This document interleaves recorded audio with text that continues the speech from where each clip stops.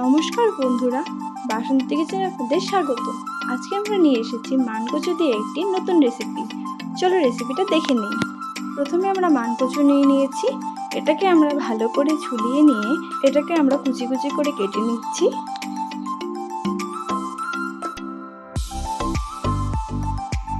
মানকচুগুলোকে আমরা ভালো করে কুচি কুচি করে কেটে নিয়েছি। এখন এর মধ্যে আমরা সামান্য জল দিয়ে এটাকে আমরা সেদ্ধ করে নিচ্ছি। ওইদিকে কড়াইতে তেল দিয়ে তেলটা গরম হয়ে গেলে ফোড়নে কালো জিরে ও শুকনো লঙ্কা দিয়ে সেদ্ধ করে রাখা মানকচুগুলো দিয়ে দিচ্ছি। এখন এর মধ্যে আমরা সামান্য বাদাম দিয়ে আদা ও জিরে বাটা দিয়ে সামান্য হলুদ ও স্বাদ মতো নুন দিয়ে নেড়ে চেড়ে নিচ্ছি।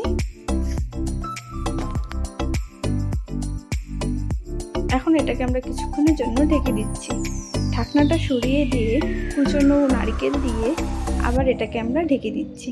ঢাকনাটা সরিয়ে দিয়ে কুচনো লঙ্কা দিয়ে এটাকে আমরা আবার নেড়ে চেড়ে নিচ্ছি।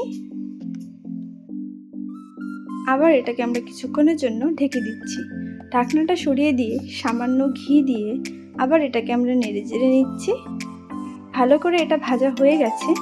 এখন এটাকে আমরা নামিয়ে নিচ্ছি। বাদাম দিয়ে মানকচুর ভাজা তৈরি। আপনারাও বানিয়ে দেখবেন, খুবই ভালো লাগবে খেতে। রেসিপিটা ভালো লাগলে লাইক, শেয়ার ও কমেন্ট অবশ্যই করে দেবেন। ধন্যবাদ।